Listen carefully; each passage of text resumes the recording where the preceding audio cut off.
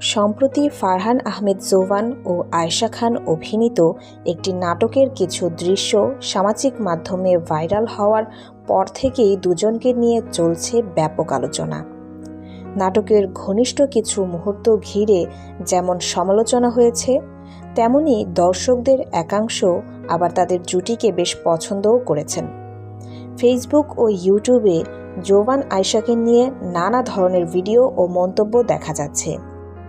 এরই মধ্যে এক সাক্ষাৎকারে মজার ছলে আয়েশা খান জোবানকে নিয়ে হালকা মন্তব্য করেন। হাসতে হাসতে তিনি বলেন, জোবান অনেক লুচ্চা।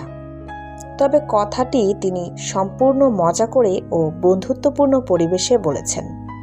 আয়েশার এই মন্তব্য নিয়ে নেটিজেনদের মধ্যেও তৈরি হয়েছে মিশ্র প্রতিক্রিয়া। কেউ বিষয়টিকে মজার ছলে নিয়েছেন, আবার অনেকে এটি নিয়ে নতুন করে ট্রল শুরু করেছেন।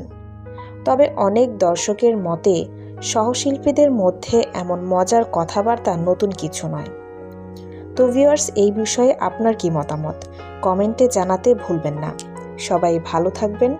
ধন্যবাদ।